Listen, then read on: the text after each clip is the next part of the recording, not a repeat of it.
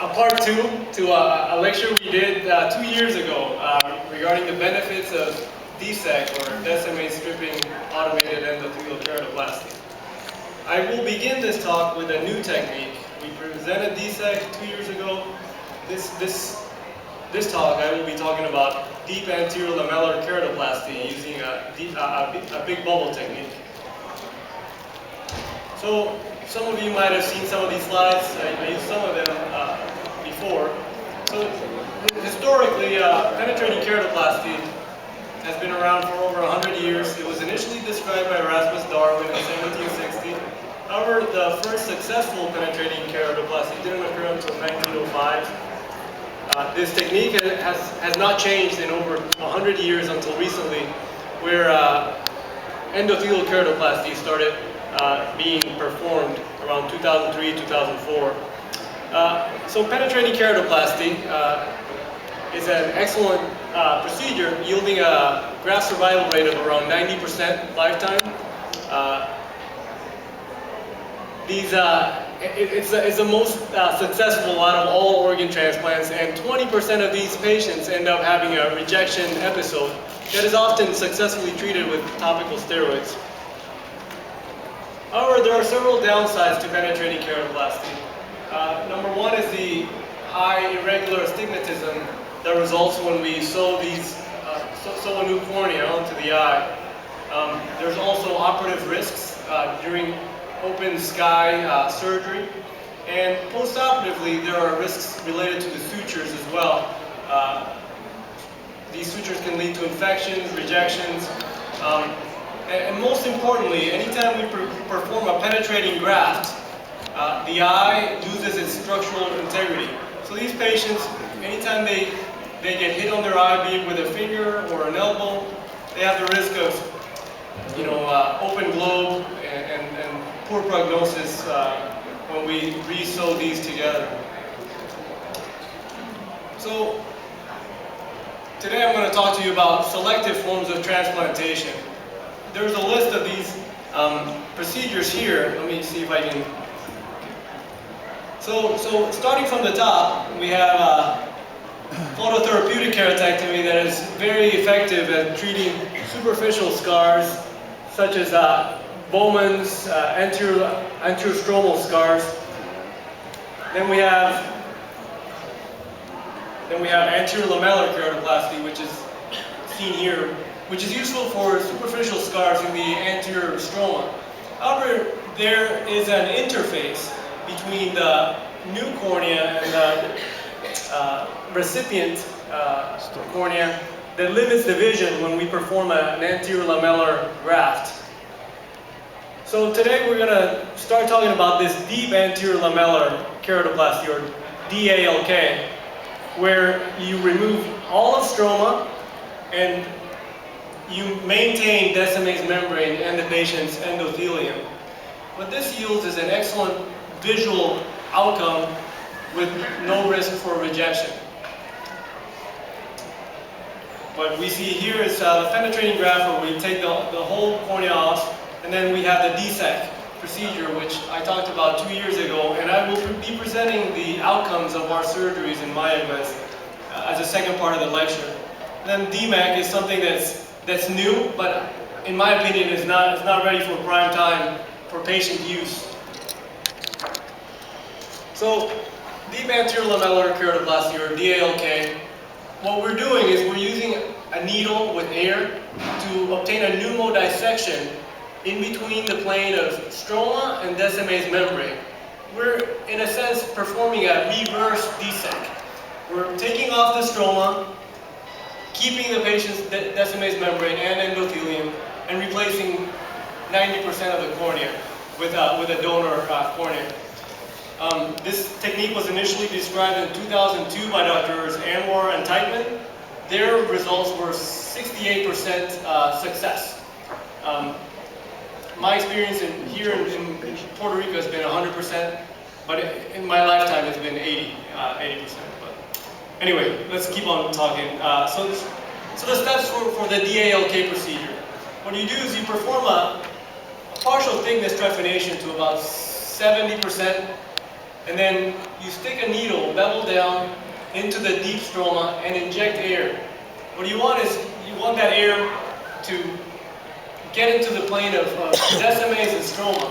Air will go wherever there's least resistance. So when you inject the needle, you want to go pretty central or paracentral and deep. Once you get the pneumodissection, you see this big bubble, which we will see in a video that I have coming up next. Once you get that bubble, you know you have displaced Descemet downward, and you have entered that plane with your air. The next step is to perform a lamellar keratoplasty, where you basically remove the area of trephination, and then you enter that space with the air and fill it up with Helon or viscoelastic. That will maintain Descemet downward and allow you to remove the remaining stroma.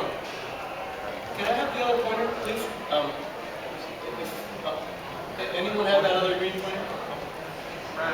Okay, so after we remove the stroma, we have plain Descemet, which is crystal clear, and it has the consistency of the capsule, the lens capsule, or anterior or posterior capsule. And what you do is you sew on your donor graft after removing the endothelium. After that is all sewn together, you put a small bubble of air to float Descemet's membrane and attach it onto the posterior stroma of the donor graft. This will be much more clear once we show some videos. So who's the candidate for DALK? Basically any patient that suffers from a stromal disorder, be it keratoconus, ectasia, stromal dystrophy, or infections. These are also uncommon patients that may be better candidates for this than a penetrating graft. Basically, if these are virgin eyes that have not been operated and they need a transplant, if you can keep patients that have uveitis, herpes, or vernal keratoconjunctivitis, or any superficial ocular disease, this form of transplantation will have a much better outcome long term, as you are keeping the patient's endothelium and preventing rejection.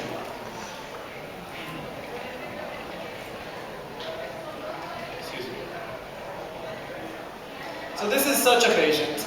This is a patient that has lipid keratopathy from a previous herpes zoster ophthalmicus that yielded superficial and deep neovascularization of the cornea that is bringing cholesterol that's depositing in the corneal stroma.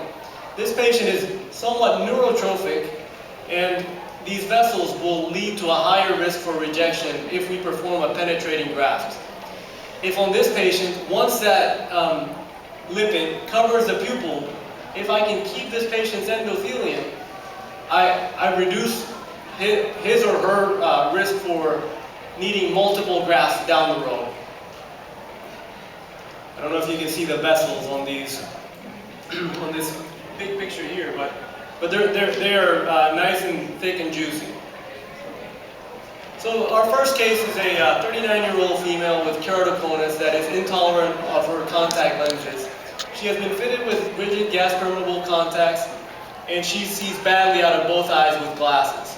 She's able to tolerate her rigid gas-permeable lens in the right eye for about 4 or 5 hours while she's at work, and then she has to basically have someone drive her home with 2100 vision with her glasses and 2400 barely with glasses.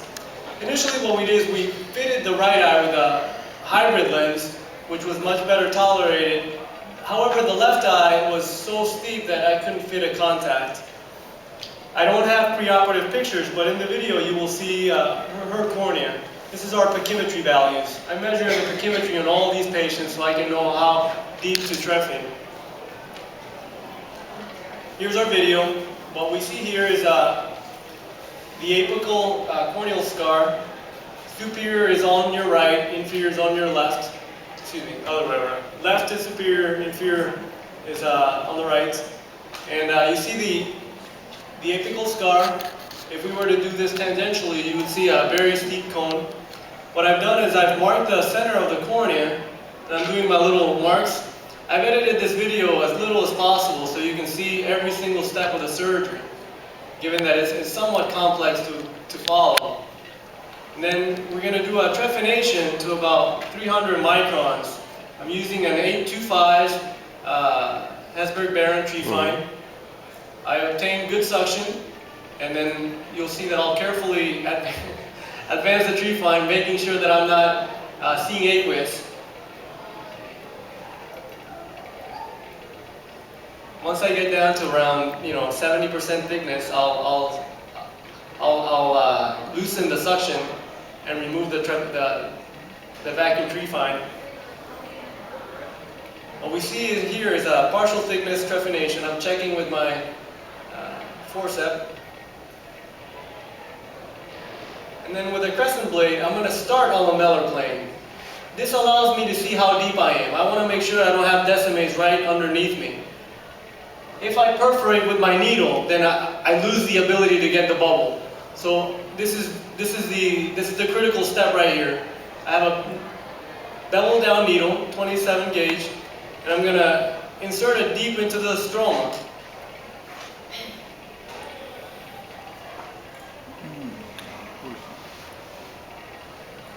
And you will see the big bubble in just a second. Pay close attention. You'll see it right here.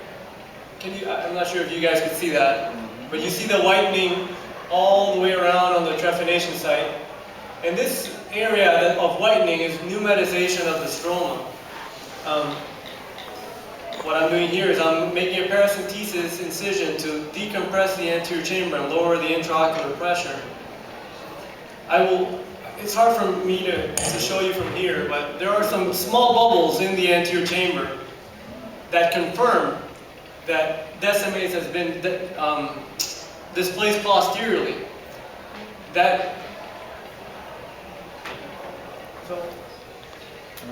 So what we see here is some... Micrófono. Hello. Anyway, we're doing the lamellar keratoplasty here. I'm trying to stay in one plane, making sure I don't go any deeper. But what I wanted to show is there are some small bubbles out here of air that went into the anterior chamber through the trabecular meshwork from this pneumatization that occurred down here. Those small bubbles confirm that Descemet is displaced posteriorly. If Descemet were not, those bubbles would go central and we wouldn't see them.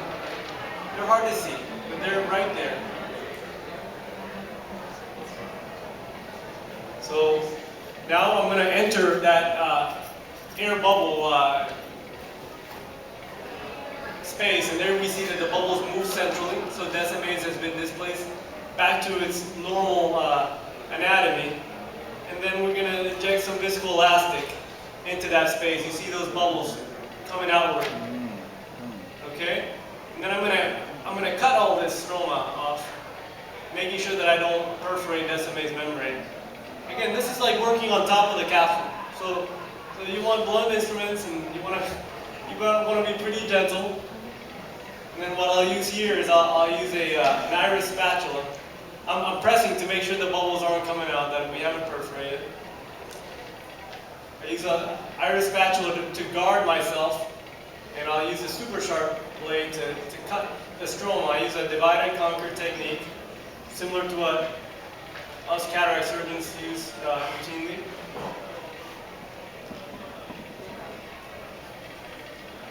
Sorry, I could have edited it more, but it's just to make it crystal clear. So yeah, we're going to have 4 pies of stroma left. And what you see in the center is a crystal clear Descemet's membrane. Once you place the stroma on top of that, there's no interface. There's no interface haze, there's no scar. It's just like a penetrating graft, but with no risk for rejection. And if you can do this in a 20-year-old and keep those endothelial cells instead of using a 50-year-old or 60-year-old cornea, then that would be the ideal outcome for our patients. I will mention that this can also be done with a tectonic quality tissue. So in this era where we have low availability for corneas, I can have two tissues. I can have a tectonic and a normal graft just in case I perforate. And if I get everything perfect, I'll use the tectonic tissue and use the good graft for another patient. So I'm keeping, 20-year-old cells on this patient.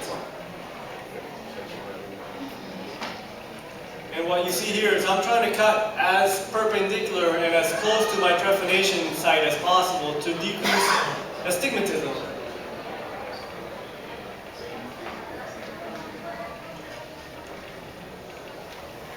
And this is intoxicating. Once you get this, it's become my favorite surgery to perform. It's like the holy grail. Once you see perfectly crystal clear Descemet membrane.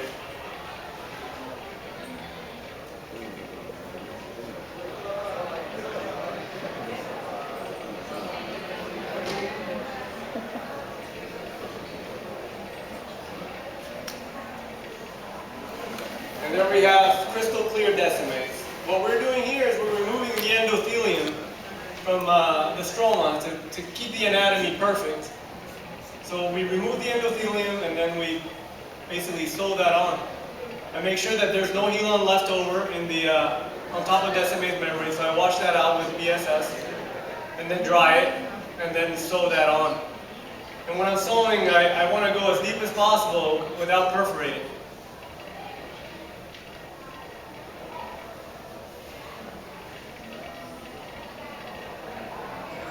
I'll skip this part. So what we have here is running, and you see some air bubbles there that will float Descemet forward.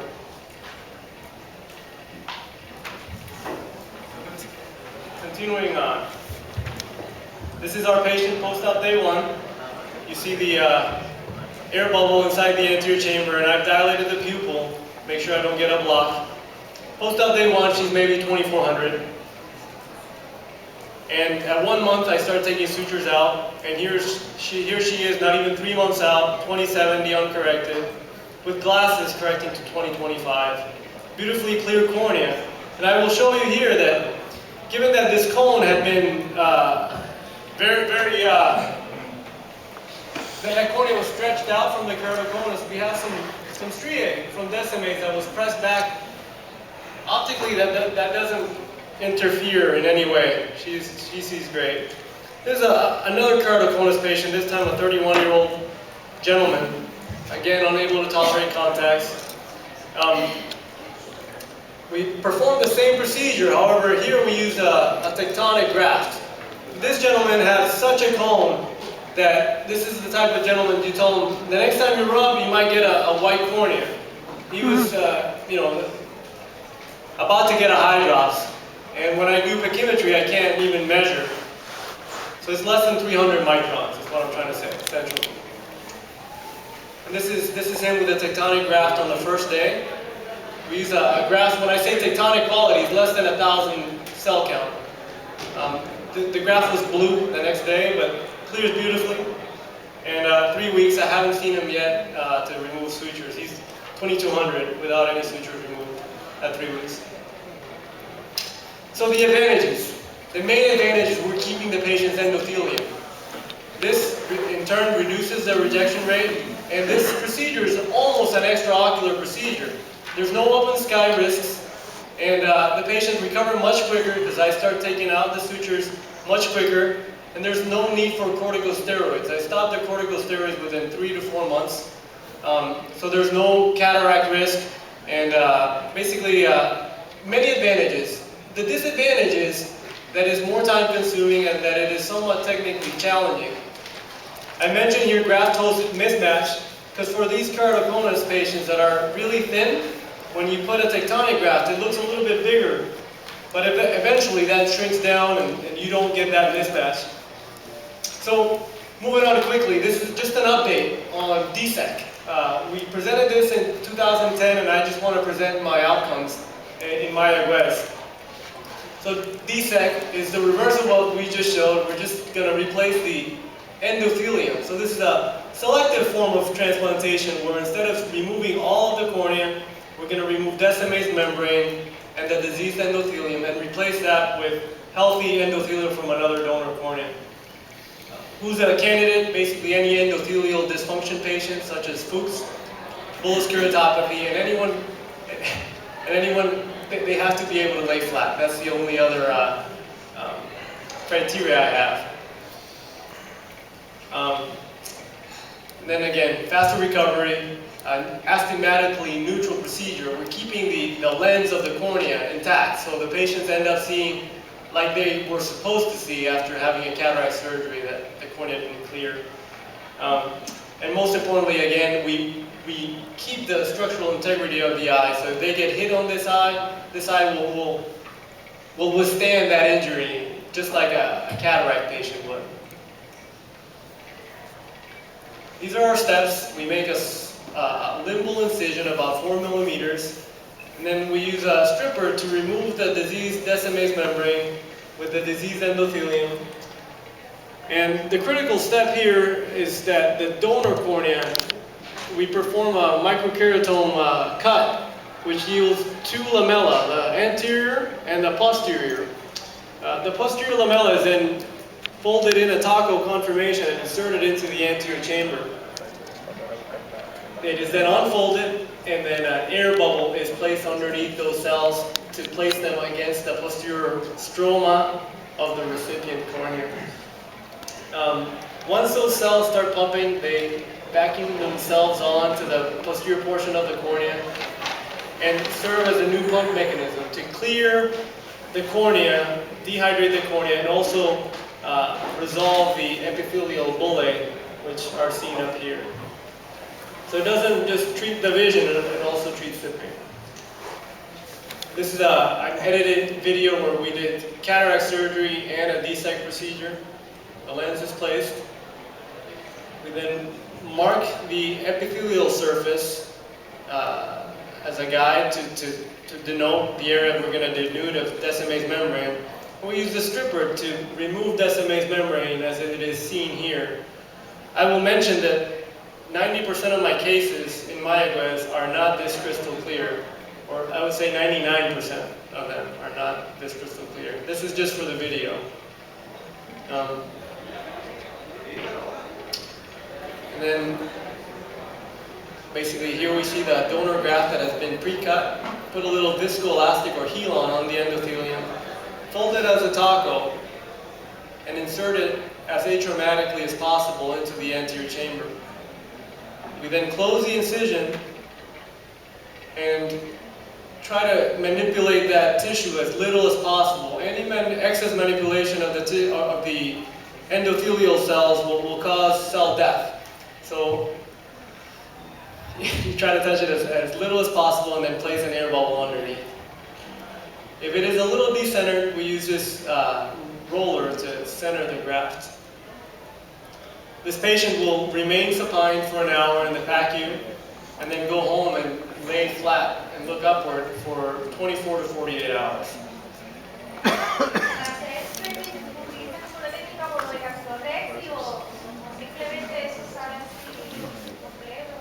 I use a reverse Sinski hook. I score 360 degrees around, and then I use the same hook to pull it forward. You can also use a Utrata if you want. I find that I have a better, circular mark if I score before I strip. So this is our experience in Mayaguez. I have 39 eyes out of 38 patients that underwent DSAEK using imported tissue. 4 out of the 39 had prior trabeculectomy surgeries for glaucoma, and 4 of them had combined phaco DSAEK. The preoperative best corrected vision is 2400. Most of the DSAEK patients are hand motion, but since we've done a couple of phaco DSAEKs, that brings the average down a little bit. 100% of our patients improved with resolution of bullae and pain. However, 2 out of the 39 did not improve to the level that I would have liked. 2 of these corneas, the cornea did clear, but not completely. So one of them had 2100 and the other one had 2200 respectively. One of those underwent a repeat DSAEK and the vision improved to 2040. The other patient is happy because their pain has gone away. and the average 3-month vision is about 20/50. These are a few of our patients. This is my number 5. This is a gentleman that had endophthalmitis in the left eye after cataract surgery and is referred to me by another cornea specialist for treatment of the right eye, which is preoperatively best corrected to hand motions. What you see here is edematous cornea with some bullae in his only eye. We performed a DSAEK, and this patient came in, guided by his wife by the hand, and 1 month later, he's like bringing the wife over and sitting himself down. Totally different patients. These patients are generally depressed and down because they can't see, and the quality of life is I can't tell you how much an improvement this does for these patients. This is a patient that I did more recently. This is a patient that had Fuchs dystrophy, had a cataract surgery with decompensation of the cornea, and developed chronic bullae and pain. What you can't see here is the juicy, thick vessels that are in the stroma due to the corneal edema, but I could appreciate on exam. And given the vascularity, I told her, if we're going to do anything, it's going to be a DSAEK. So we perform a DSAEK, and 1 month out, she goes from hand motions to 20/80. Now you can see the vessels in this picture. I tried to cauterize these vessels in the office and in the operating room, but once the vessels are there, they're going to stay there. And next time we present, maybe I'll tell you how long this graft stays clear, but hopefully it'll be a long time. Then we're going to switch gears and talk about the patient perspective, what the patients experienced from this surgery. This is a patient that had a prior penetrating cornea, or penetrating keratoplasty in the right eye in 1995. She comes to me with hand motions on the other eye. She has moved in with her daughter because she can't do stuff by herself. She's uncorrected on the right to 2400, and best corrected to 2200. She's too old to wear a contact lens. And on the left eye, we perform a DSAEK, and a month or 2 afterwards, she's already uncorrected to 20/40, independent, happy, and we're going to hear her experience. Bueno, señora Padilla, pues cuéntenos. Usted sufre de la distrofia de Fuchs y tuvo las córneas, después de que la operaron de catarata, se le pusieron opacas.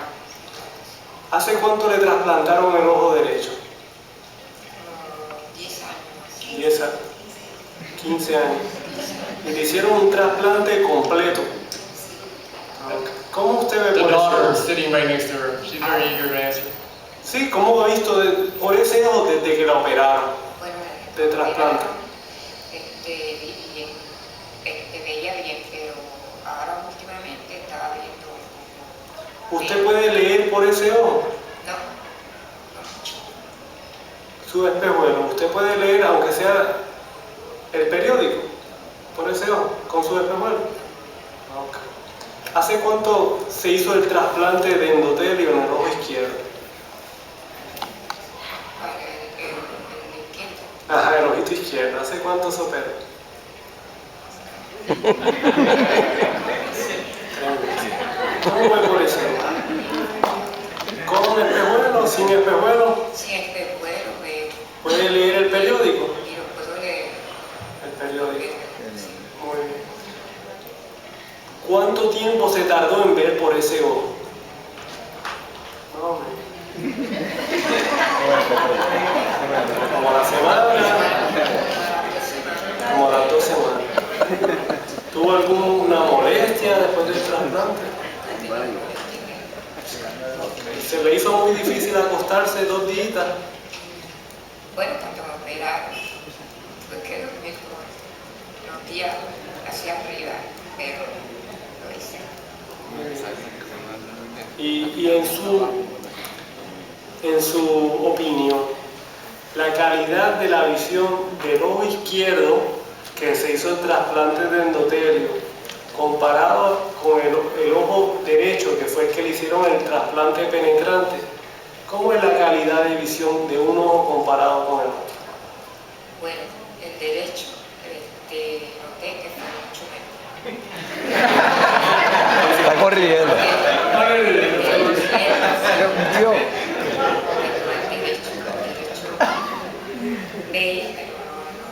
No distingue las letras y esas cosas.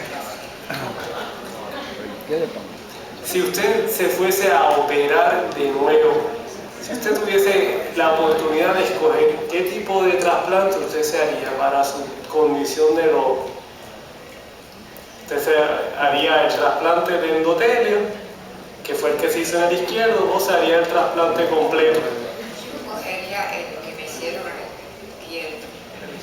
El de endotelio. Okay. Bueno, muchas gracias. Gracias. Qué lindo. One more, please. Okay, so this is a patient that's very dear to me. He's an ex-professor of the University of Puerto Rico in literature, and he's from the metro area. He had uneventful cataract surgery by an excellent ophthalmologist, and subsequent to the cataract surgery, the cornea decompensated, and he developed painful bullet. He comes in January, and we perform a DSAEK on his left eye in February. After that, again, this gentleman was depressed, dragged in by his wife, sitting like this, and next time you see this patient, he's like sitting up and making jokes, and he subsequently had a combination phaco and DSAEK on the other eye. Let's hear his experience. Buenas tardes, señor Moreno.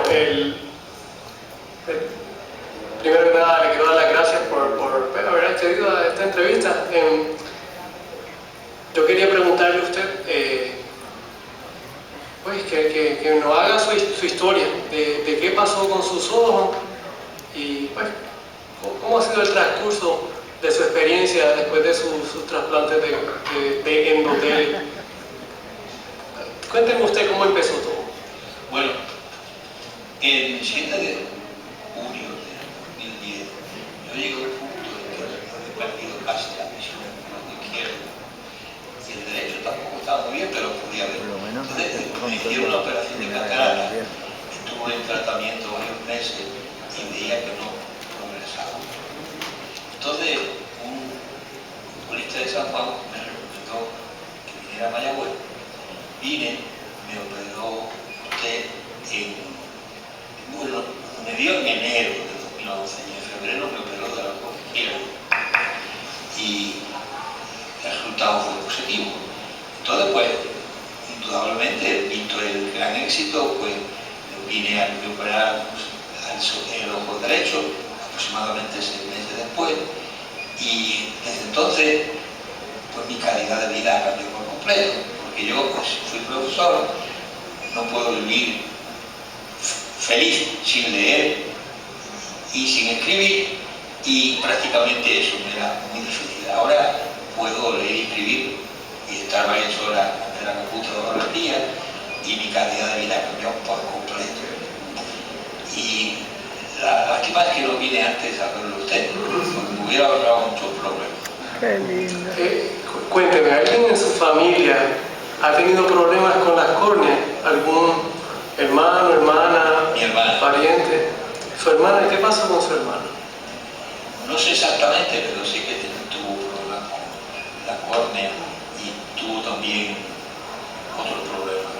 ¿Y ella ve bien o ella está cieguita? Ya, regular. Seguro. También ya un poquito cieguita. Regular, sí. ¿Y ella también se operó de catarata? Sí. Pues ¿se acuerda que habíamos hablado de una condición que usted tenía o tiene, que es hereditaria? Se llama la distrofia de Fuchs. ¿A usted se lo habían mencionado que tenía eso antes de operarse de catarata? Nadie se lo conoce.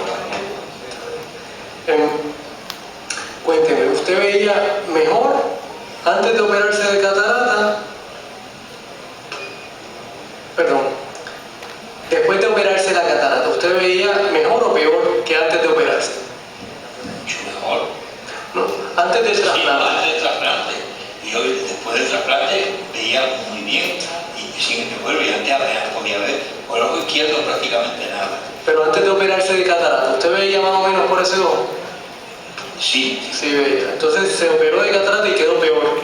Quedó, sí. No, igual. No mejoró nada. O sea, mi sensación es que no podía ver. No podía ver por eso. ¿Y le dolía ese ojo? Antes Bueno, de operarse. me dolía, pero me aplicaba unas gotas que me recetaron y se me aliviaba.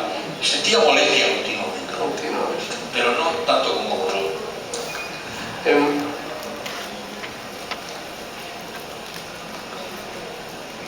¿Cuánto tiempo se tardó usted en mejorar la visión después de que le hicimos el trasplante de endotelio?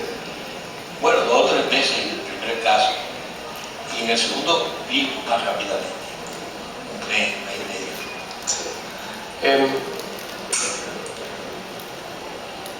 Ahora mismo, ¿cómo usted ve? ¿Usted puede guiar?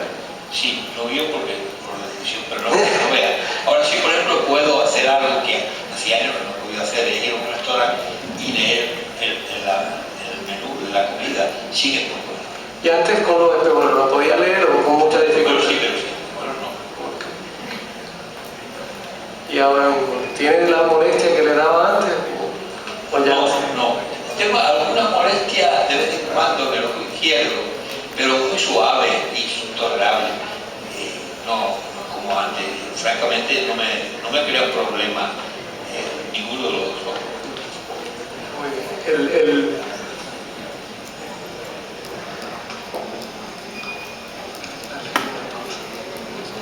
Qué lindo. We're almost done.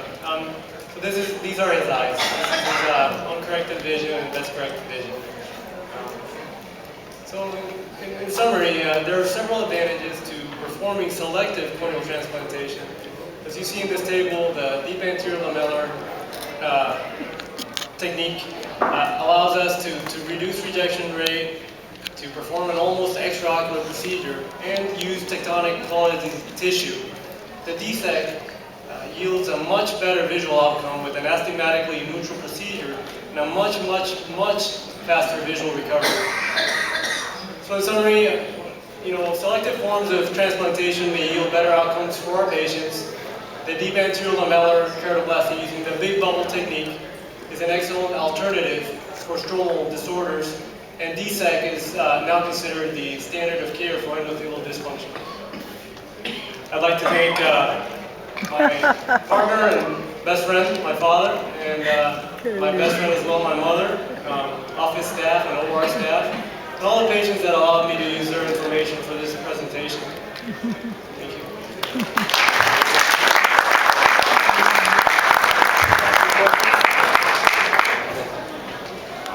El próximo conferenciante